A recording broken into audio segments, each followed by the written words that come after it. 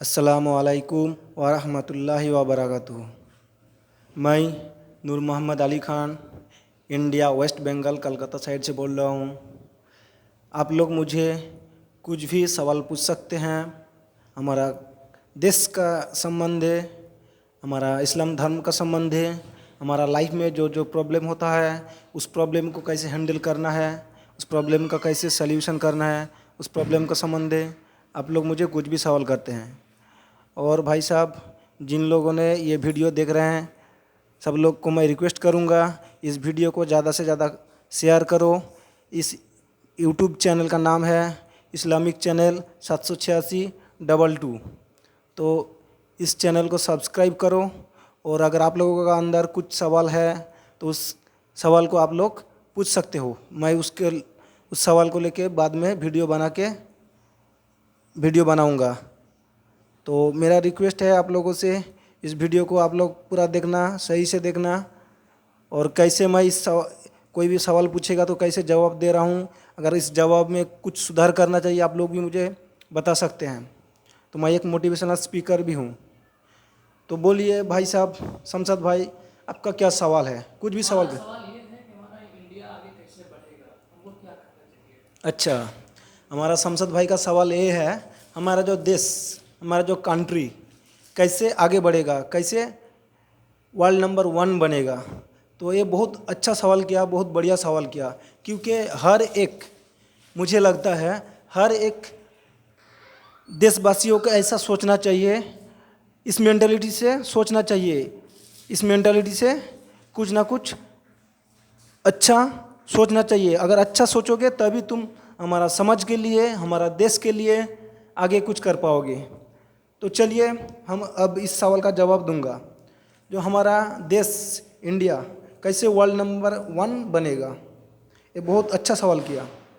तो मुझे जो लगता है हमारा जो देश को वर्ल्ड नंबर 1 बनाने के लिए कई तरह के स्टेप लेना पड़ेगा, तभी हमारा देश आगे बढ़ेगा। ये वीडियो थोड़ा बड़ा हो जाएगा तो आप लोगों से मैं रिक्वेस्ट करूंगा इस वीडियो को पूरा से पूरा देखना।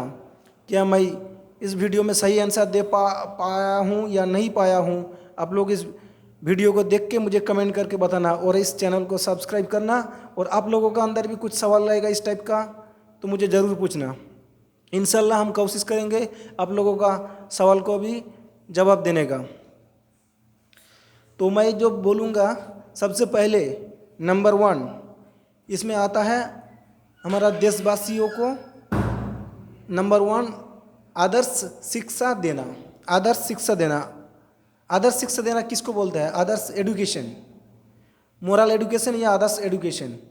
इसमें आएगा आपका जो जो अभी का जो एजुकेशन जो हमारा गवर्नमेंट स्कूल में है, इसमें पूरा आदर्श शिक्षा नहीं मिल रहा है। इसके साथ थोड़ा ऐड करना चाहिए और शिक्षा को इतना अच्छा तरीके से देना चाहिए जैसे कि प्रैक्टिकल नॉलेज भी उसको मिल जाए। अगर हम अभी देखूं, चाइना का एजुकेशन सिस्टम इतना अच्छा, इतना बढ़िया है। चाइना में बच्चा से बच्चा, हर एक स्टूडेंट को अच्छा से अच्छा खाना मिलता है, न्यूट्रिशन मिलता है। और हमारा अगर कंपेयर करूँ, हमारा कंट्री इंडिया में उतना अच्छा नहीं खाना नहीं मिलता। और हायर स्टडीज़ का जो बच्चा पढ़ते हैं उन लोगों को तो खाना ही नहीं मिलता है। तो ये हमारा जो है इसको थोड़ा सुधार करना चाहिए, खाना अच्छा मिलना चाहिए। और क्या करना चाहिए, खाना के साथ साथ प्रैक्टिकल शिक्षा देना चाहिए। जैसे हम एक वीडियो देख रहे थे, जो चाइना का शिक्षा व्यवस्था में, सिस्टम में, हमारा दैनंदिन जीवन में चलने के लिए जो जो कुछ लगता है उनका सिस्टम ऐसे बनाया गया है। दैनंदिन जीवन में चलने जाने के लिए जो जो लगता है तो उनका सिस्टम में, उनका एजुकेशन सिस्टम में बच्चा बच्चा स्टूडेंट को उस तरीका का प्रैक्टिकल नॉलेज अभी से मिल रहा है। सोचो, हम लोगों को कैसे खाना बनाना है, हम लोगों को कैसे अच्छा से रहना है, हम लोगों को कैसे दूसरा लोगों को मदद करना है, कैसे ग्रुप के साथ रहना है।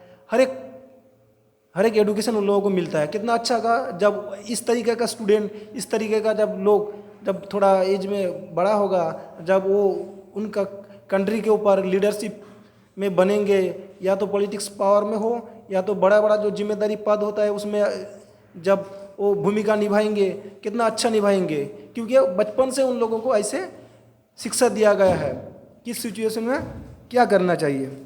तो ये हमारा जो सिस्टम है हमारा जो इंडिया का सिस्टम एजुकेशन सिस्टम है, इसमें ज़्यादातर देखा जाता है सिर्फ थियोरिटिकल क्लास के ऊपर जोर देते हैं, स्पेशली द गवर्नमेंट सिस्टम के ऊपर मैं बात कर रहा हूँ। तो उसमें करना चाहिए बच्चा लोग स्टूडेंट को जो थियोरिटिकल साथ साथ प्रैक्टिकल का ऊपर भी ज़्यादा फोकस करना चाहिए। और क्या करना चाहिए, नैतिक शिक्षा मोरल एजुकेशन शिक्षा वो भी देना ज़रूरी है, बहुत ज़रूरी है। क्योंकि अगर देखूं अभी के टाइम में हम लोग गार्डियन लोग ज़्यादातर क्या करते हैं, बचपन टाइम से स्टूडेंट को सेल्फिश बना देते हैं। एक टाइम के बाद ऐसा आता है उस सेल्फिश बनाने के वजह से तो उन लोगों ने सिर्फ खुद के लेके सोचते हैं, जो दूसरे लोगों को कैसे मदद करना, कैसे हेल्प करना, कैसे समाज के बारे में सोचना, कैसे देश के बारे में सोचना, ये ज़्यादातर हम लोग नहीं सिखाते हैं। इसके वजह से एक टाइम में जब उन लोगों को कुछ थोड़ा सा जॉब मिल गया या कंपनी में चला गया तो घर छोड़ के बाहर चले जाते हैं। जाने के बाद क्या करते हैं, पिताजी माताजी घर में रहते हैं, तो एक टाइम के बाद देखा जाता है शादी करके बाहर ही शिफ्ट हो गया, पिताजी माताजी के इधर नहीं आया और पिताजी माताजी को उधर भी नहीं बुलाया। तो उन लोगों क्या करते हैं, ज़्यादातर वृद्धाश्रम में भेज देते हैं। या तो ऐसे भी देखा गया कोई बढ़िया सा पैकेज मिल गया America, Canada, London, China, Japan, European country में, तो क्या कहते हैं मरने के बाद भी नहीं आता है। कुछ लोग बोलते हैं अगर इस टाइम में जाऊंगा तो इतना खर्चा आ जाएगा, तो हमारा प्रमोशन रुक जाएगा। तो सोचो ये कितना बहुत एक दुख भरी बात है। तो इसके लिए भी सोचना चाहिए, मोरल एजुकेशन देना बहुत ही ज़रूरी है। और दूसरा बात मैं बात करूंगा, दूसरा पॉइंट जो होगा हमारा आदर्श नेता चुनना। ये बहुत बड़ा एक जिम्मेदारी होता है, क्योंकि किसी भी देश को, किसी भी समाज को आगे बढ़ने के लिए जो मेन रोल जो निभाता है उस देश का लीडर निभाता है, उस समाज का लीडर निभाता है। अगर उस समाज का लीडर ही अगर खुद सेल्फिश हो जाएगा, उस समाज का, उस देश का अगर लीडर ही अगर सेल्फिश हो जाएगा, लीडर ही अगर हर एक के लिए नहीं सोचेगा, समाज के हर एक धर्म के लोगों के लिए, हर एक जाति के लोगों के लिए, जो देश में, जो समाज में जो बहुत जो पीछे गए हैं, बैकवर्ड क्लास के से बिलोंग करते हैं, जिनका इकोनॉमिकल कंडीशन बहुत ही ख़राब है, जिन लोगों को अच्छा शिक्षा नहीं मिलता है, इस तरीके का लोगों को अगर मदद नहीं करेगा, ऐसे नहीं सोचेगा, तो देश कैसे बढ़ेगा। हमारा देश जो है वर्ल्ड का अभी नंबर 1 पॉपुलेशन है। अगर हर एक के लिए नहीं सोचेगा, हर एक बंदा के लिए नहीं सोचेगा, हर एक बंदा को अच्छा शिक्षा नहीं मिलेगा, हर एक बंदा अगर इकोनॉमिकल स्ट्रांग नहीं हो गया, तो देश कैसे आगे बढ़ेगा। 5% 10% लोग अगर ज़्यादा पैसा अच्छा कमा लिया तो इसकी वजह से देश थोड़ी आगे बढ़ेगा। हमारा कंट्री में हमारा लक्ष्य है हर एक लोगों को अच्छा से अच्छा शिक्षा मिलेगा, हर एक लोगों को फाइनेंशियल स्ट्रांग होगा, तभी हमारा देश आगे बढ़ेगा। तो इसके लिए मेन जरूरी है आदर्श लीडर चुनना। अच्छा, तीसरा नंबर पॉइंट में हम बात करेंगे जो हमारा सिस्टम। हमारा देश में अगर देखा जाए भाई साहब, हर एक फील्ड में करप्शन है। चाहे वो क्रिकेट का हो, चाहे वो पॉलिटिक्स का हो, चाहे वो शिक्षा, चाहे वो टीचर नियोग का हो, चाहे वो कोई भी पावरफुल, जैसे कि कोई भी सरकारी नौकरी निकला, वैकेंसी निकला, उसमें कैसे सिलेक्शन करेंगे। हर एक फील्ड में ज़्यादातर देखा जाता है क्या होता है, करप्शन। जो घूस देता है, जो करप्शन करके लोगों को सिलेक्शन कर लेता है। कैसे, अगर वैसे लोगों को हम लोग सिलेक्ट करेंगे तो वो जब समाज में आएगा तो कैसे उन लोगों का अंदर तो उतना मेंटेलिटी नहीं होगा, तो हमारा समाज को कैसे आगे बढ़ाएंगे। कैसे जो क्वालिफाइड लोग हैं, जिन्होंने दिल और दिमाग से चाहते हैं जो हमारा समाज में थोड़ा चेंज आए, तो हमारा समाज आगे बढ़े, हमारा समाज का जो गरीब से गरीब बच्चा है, हर एक लोगों को अच्छा शिक्षा मिले, उसके लिए जो दिल और दिमाग से मेहनत करना चाहते हैं, उस लोगों को अगर हम लोग उस फील्ड में अगर मौका नहीं देंगे तो कैसे बढ़ेगा आगे हमारा देश। तो इसलिए जो योग्य व्यक्ति है, उस योग्य व्यक्ति को हर एक फील्ड में, जो भी जिस फील्ड में काबिलियत हासिल किया है, जो योग्य है, उसको उसी फील्ड में देना चाहिए। इस वजह से ना पीछे रख देना चाहिए। जैसे कि अभी देखा जाए, अभी बात करूं जो हिंदू मुस्लिम चल रहा है, ये बहुत ही गलत है। अगर हम लोग देखें कोई भी बंदा, चाहे वो किसी भी धर्म का हो ना क्यों, अगर धर्म के वजह से उसको पीछे धकेल के रख दूँ, पीछे उसको सिलेक्शन नहीं करूँ, इसके वजह से हमारा देश धीरे धीरे कमज़ोर हो रहा है। ये बात आपको और हमको, हमारा देशवासियों को सोचना चाहिए। अगर इसी तरीके से चलते रहेगा तो क्या होगा, धीरे धीरे हमारा देश कमजोरी हो जाएगा।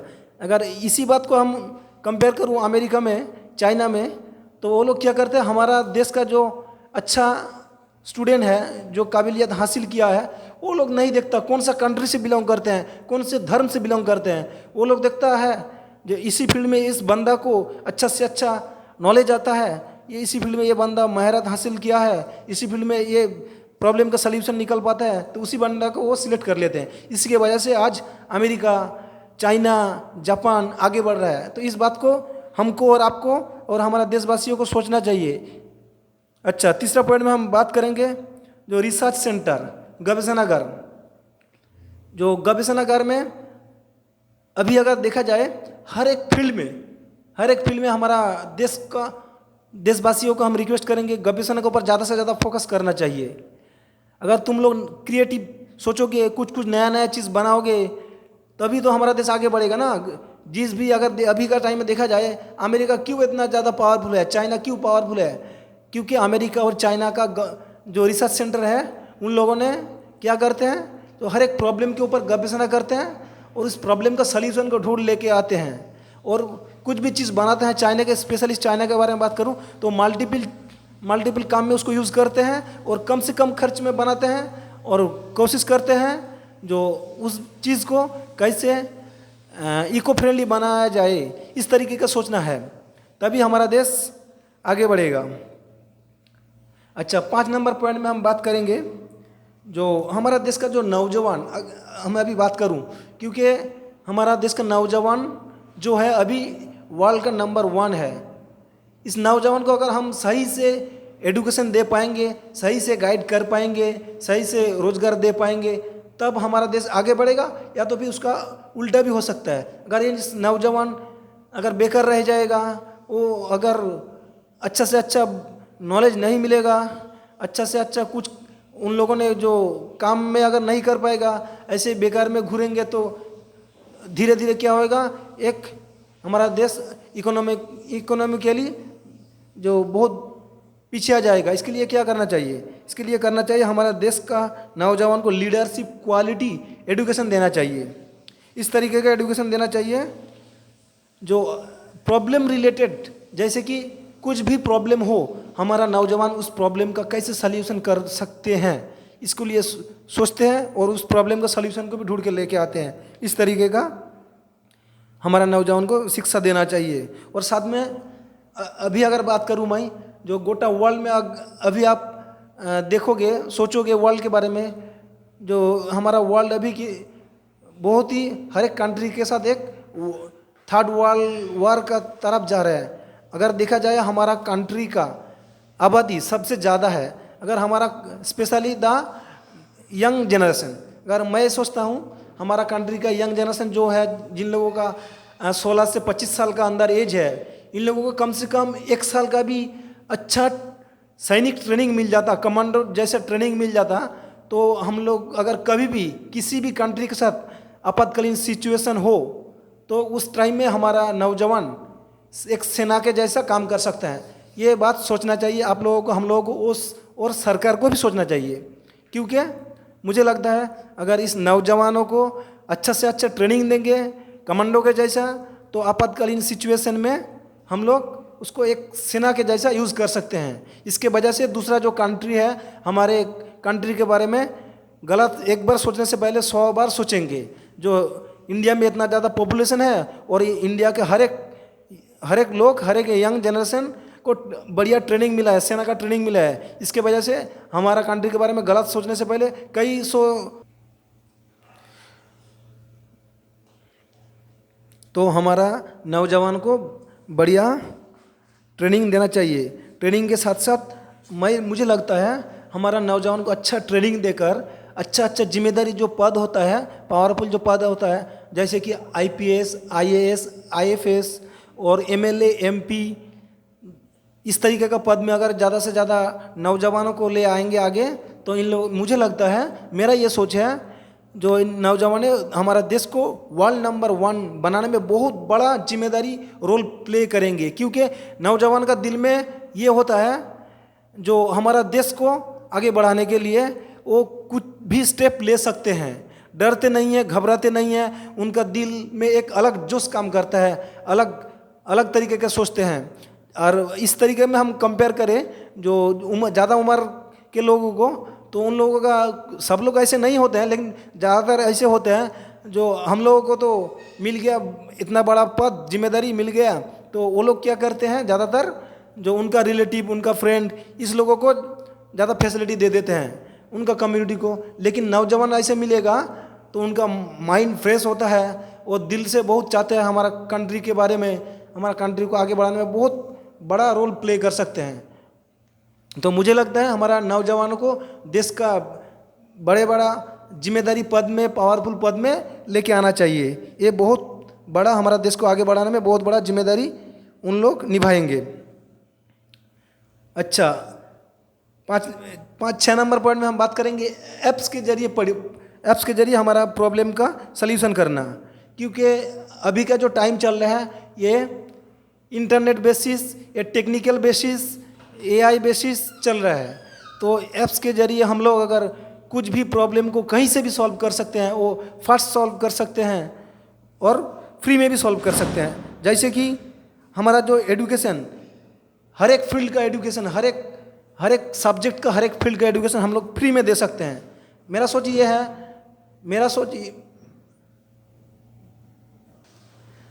ये है,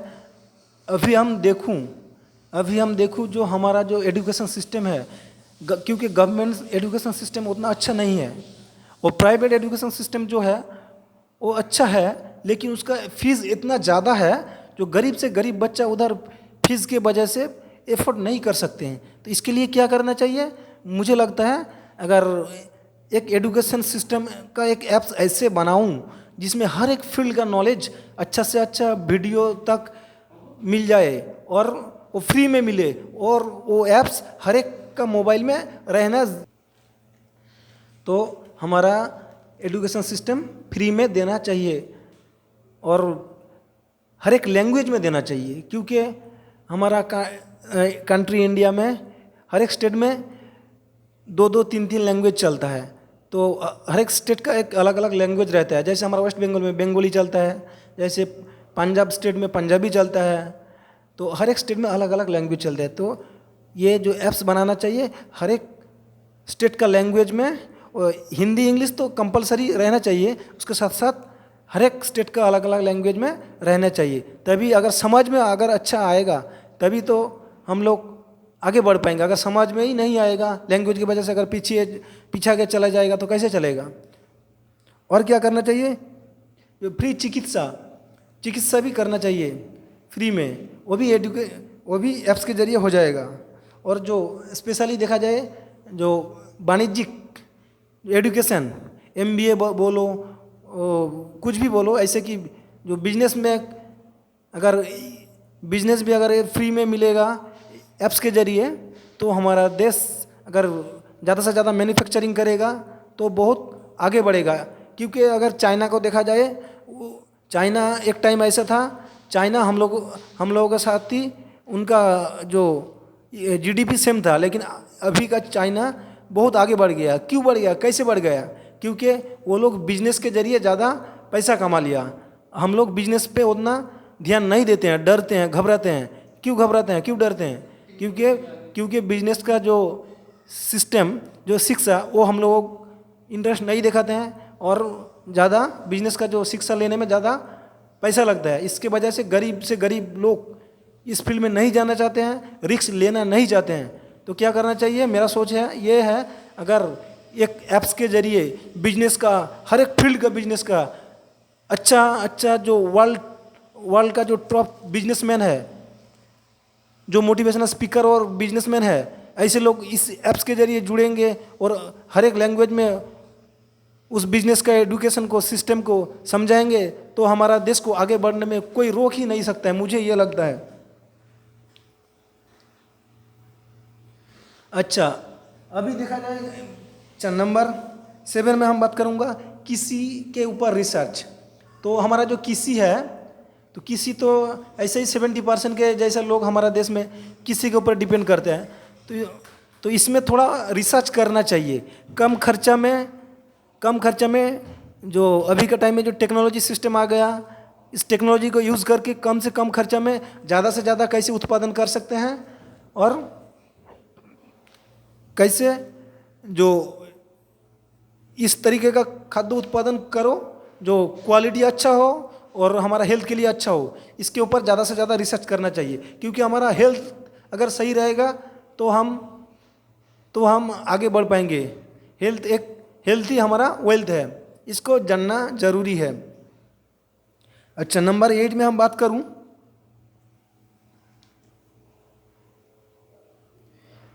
जो हमारा जो सामरिक शक्ति है इसके ऊपर भी फोकस करना चाहिए। आज के समय अगर बात करूं, जिस भी कंट्री सामरिक शक्ति अच्छा है उस कंट्री का दबदबा चलता है वर्ल्ड के ऊपर। अगर हम अभी बात करूं, हमारा जो वीटो पावर लेने के लिए कई तरीके का कोशिश कर रहा है, अभी तक नहीं मिल रहा है। तो इसके लिए हम लोगों को पावर, सामाजिक शक्ति में ज़्यादा से ज़्यादा फोकस करना चाहिए, तभी हम लोगों को वीटो जैसे पावर मिलेगा। तो इसके लिए क्या करना चाहिए, अभी के टाइम में बात करूं तो ड्रोन को अच्छा से अच्छा कम खर्च में कई तरीके का बनाना चाहिए। फाइटर जेट विमान बनाना चाहिए, लेज़र लाइट बनाना चाहिए, सबमरीन, कई तरीके का सबमरीन बनाना चाहिए जो कम से कम खर्चा में ज़्यादा से ज़्यादा सेना को ले जा सकते हैं। और इस तरीके का बनाना चाहिए जैसे दुश्मन देश का लोग इसको ट्रैक न कर पाए, इस तरीके का सोच के हमारा जो साइंटिस्ट लोग हैं हम रिक्वेस्ट करेंगे इस तरीके का हमारा जो सामरिक शक्ति के बढ़ाने के लिए इसके ऊपर ज़्यादा से ज़्यादा काम करना चाहिए। हमारा रिसर्च सेंटर में इसके ऊपर ज़्यादा पैसा विनियोग करना चाहिए। अच्छा, नंबर 9 में बात करूंगा हम, जो भी पर्सन को, जो भी व्यक्ति को जिस फील्ड के ऊपर अच्छा से अच्छा नॉलेज है उसी व्यक्ति को उसी फील्ड में जिम्मेदारी देना चाहिए, तभी हमारा देश आगे बढ़ेगा। मैं इससे पहले भी ये बात बता चुका था। तो जैसे कि हमारा इंडिया जो पीछे पड़ रहा है, इसके ये एक बहुत बड़ा एक कारण है, क्योंकि हर एक जगह पॉलिटिक्स चलता है। इसके वजह से जो भी बंदा जिस फील्ड में महारत हासिल किया है, जिस फील्ड में वो अच्छा काम कर सकता है, उसको हम लोग जिम्मेदारी नहीं देते हैं। इसकी वजह से हमारा देश, तो जो भी बंदा जिस फील्ड में महारत हासिल किया है, जिस फील्ड में उसको काबिलियत है, उसको उसी फील्ड का जिम्मेदारी देना चाहिए, तभी हमारा देश आगे बढ़ेगा। अच्छा, हमारा देश का करेंसी को अगर, मुझे लगता है अगर वैश्विक करेंसी बनाना चाहिए तो इसके लिए हर एक फील्ड का मैन्युफैक्चरिंग करना बहुत ज़रूरी है। तो इसके ऊपर भी काम करना चाहिए। हर एक फील्ड का मैन्युफैक्चरिंग हमारा इंडिया में होना चाहिए। अगर हर एक फील्ड का मैन्युफैक्चरिंग होगा तो हमारा, इसकी वजह से हमारा जो नौजवान है उन लोगों को रोज़गार मिलेगा, हमारा जीडीपी बहुत आगे बढ़ेगा। अच्छा, हमारा कंट्री का जो जोगाजोग व्यवस्था वो बहुत फास्ट होना चाहिए और कम से कम खर्चे में होना चाहिए, वो बहुत फास्ट होना चाहिए, तभी हमारा कंट्री का जो मैन्युफैक्चरिंग होगा, दूसरा कंट्री से जो इंपोर्ट एक्सपोर्ट होगा वो उसको बहुत फास्ट करना चाहिए, तभी दूसरे कंट्री के लोग हमारा कंट्री में आएंगे और हमारा कंट्री का माल दूसरा कंट्री में बहुत फास्ट जाएगा, तभी हम लोग बिजनेस में और भी तरक्की करेंगे।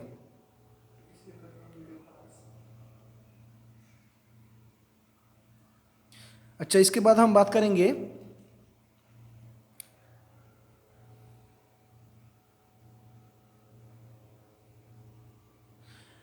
आजकल के टाइम में, अगर हमारे इंडिया का अगर मैं बात करूं तो जो आईनी कर जटिलता चल रहा है, क्योंकि कोर्ट में अगर एक बार भी किसी भी पर्सन के ऊपर, व्यक्ति के ऊपर अगर केस चल गया तो तारीख पे तारीख ये फिल्म में आप लोग देखा होगा, तो उसका फैसला होने में बहुत लॉन्ग प्रोसेस हो जाता है। इसकी वजह से बहुत सारे लोग एक तो कुछ भी प्रॉब्लम में पड़ेगा तो केस में नहीं जाना चाहते हैं, अगर किसी भी कारण से केस में चले भी गए तो उसको न्याय विचार मिलेगा क्या नहीं मिलेगा, या उसको उसका बेटा को मिलेगा, वो तो लॉन्ग प्रोसेस हो जाता है। इसकी वजह से हमारा कंट्री में बहुत प्रॉब्लम होता है।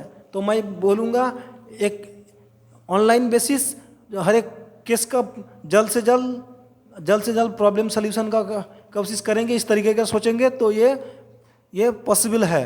और हमारा देश का जो रिटायर्ड, जिन लोगों ने जो रिटायर्ड प्राप्त तो जस्टिस है, उन लोगों के जरिए अगर इस तरीके का सोचेंगे, उन लोगों को जिम्मेदारी देंगे और ऑनलाइन में केस सॉल्व करेंगे, एक दिन में 2-2, 3-3 एक ही केस को 2 बार 3 बार सुनवाई करेंगे और कम से कम डेट में वो जल्द से जल्द जो हमारा देश का जो केस पेंडिंग रह जाता है उसको सॉल्व कर सकते हैं।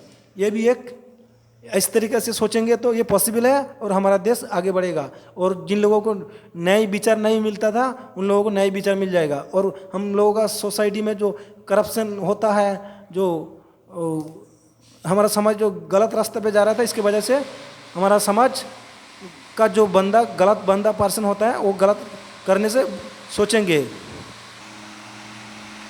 अच्छा, हमारा देश का जो पावरफुल लोग होते हैं वो पावरफुल लोगों को अगर जैसे कि एक एमएलए, एमपी, आईपीएस, आईएएस, इन लोगों ने समाज के ऊपर सही कर रहे हैं या गलत कर रहे हैं, इन लोगों को अगर हम लोग एक सिस्टम में रख सकते हैं, एक रिकॉर्डिंग उन लोगों का ऊपर अगर सीसीटीवी कैमरा जैसे रहेगा, क्या करते हैं क्या नहीं करते हैं, वॉच में रखेंगे 24 आवर, कुछ प्राइवेट टाइम को छोड़ के रखेंगे, तो उन लोग अगर गलत लोग को भी अगर उस फील्ड में चुन लेंगे तो ऐसे सिस्टम में रहेंगे तो गलत काम नहीं कर सकते हैं। इसके वजह से हमारा देश आगे बढ़ेगा, क्योंकि वो लोग क्या करते हैं, हर एक पब्लिक देखते हैं, इसके वजह से वो लोग गलत करने का मौका ही नहीं मिलेगा। तो इसके ऊपर भी मेरा सोच है, इस तरीके का सिस्टम ले आना चाहिए, तभी हमारा देश आगे बढ़ेगा।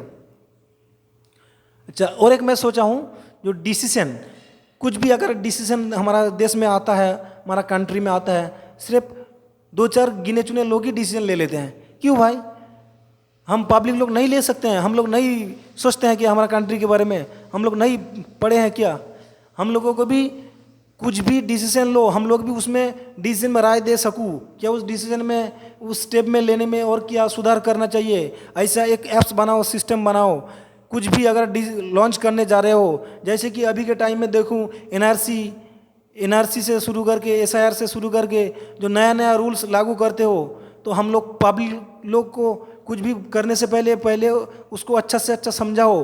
पब्लिक लोग अगर उसको सही लगे तब वो हर एक का मोबाइल में एक ऐसे ऐप्स बनाओ, कुछ भी रूल्स, कुछ भी नियम जारी करोगे, लागू करोगे, अगर पब्लिक लोग उसको चाहते हैं उस टाइम में उसी फील्ड में वो वोट देंगे। अगर उसके एग्री होंगे तभी वो रूल्स को नियम को हमारा कंट्री में लागू होगा, वरना नहीं होगा। इस तरीके के अगर हम लोग सोचेंगे तभी हमारा देश आगे बढ़ेगा।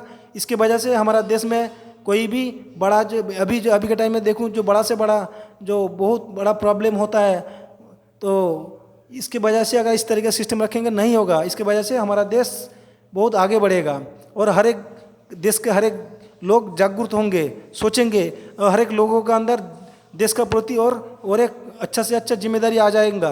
तो इसके वजह से हर एक लोग देश प्रेमी होंगे, ये मेरा सोच है। अच्छा, अभी के टाइम में हम बात करूं, जो वोट इलेक्शन जब आता है तब देखो कहीं ना कहीं इलेक्शन आएगा, एक तो पैसा का बहुत खर्चा होता है, दूसरा इलेक्शन आएगा मतलब मारपीट होगा, लोग मरेंगे, और इतना कुछ होने के बावजूद भी सही से नहीं होता है। इतना कुछ होने के बावजूद भी बहुत सारा वोट चोरी हो जाता है। तो इसके लिए मेरा एक सोच है, जैसे कि अभी के टाइम में अगर देखूं, जो ऑनलाइन के बेसिस हम लोग एग्ज़ाम ले लेते हैं, ऑनलाइन के बेसिस में हम लोग फॉर्म फिलअप कर देते हैं, तो ये मेरा एक सोच है, अगर इलेक्शन का जो वोट जब आता है तब हमारा देश का आर्मी जैसा लोग रहेंगे और लोकल का एक पुलिस रहेंगे, और जो लोकल का जो कैंडिडेट खड़े होंगे वो कैंडिडेट रहेंगे, और जो वोट लेने का जो वक्त आएगा, टाइम आएगा, वो हर एक लोग हर एक घर में आएंगे, क्योंकि हर एक जो जनता है, जो घर का लोग है, वो पोलिंग बूथ में वोट नहीं देने जाएगा। हम ऐसे देखा हूँ, हमारा खुद का एक्सपीरियंस से बता रहा हूँ भाई साहब। जो कोई भी अगर दूसरा पार्टी से बिलोंग करता है, कोई भी अगर दूसरा पार्टी से सपोर्ट करते हैं, इस तरीके के लोगों को पहले तो घर में आके थ्रेट करते हैं, तुम लोग वोट देने नहीं जाओ, दबाव में रखते हैं। अगर वोट देने जाते भी हैं, रास्ता के साइड में बहुत सारे लोग जो रूलिंग पार्टी का जो लोग होते हैं उनको रास्ता में जाने में बहुत ज़्यादा डराते हैं, थ्रेट देते हैं। अगर वोट के टाइम में चले भी गया, वोट दे भी रहे हैं, उधर में जो एजेंट लोग रहते हैं उसी रनिंग पार्टी का क्या करते हैं, हम खुद का एक्सपीरियंस बता रहे हैं, तो किस पार्टी को वोट देते हैं उधर भी जाके देखते हैं। इसके वजह से वो जो उसका जो कीमती वोट, उसका जो सोच जिस पार्टी को देना चाहते थे उस पार्टी को नहीं दे सकते थे। इसके वजह से बहुत करप्टेड होते हैं, बहुत सारे लोग वोट देने नहीं जाते हैं। मेरा ये सोच है, अगर जो वोट का जब वक्त आएगा, हर एक ऐसे एक मशीन लेके आओ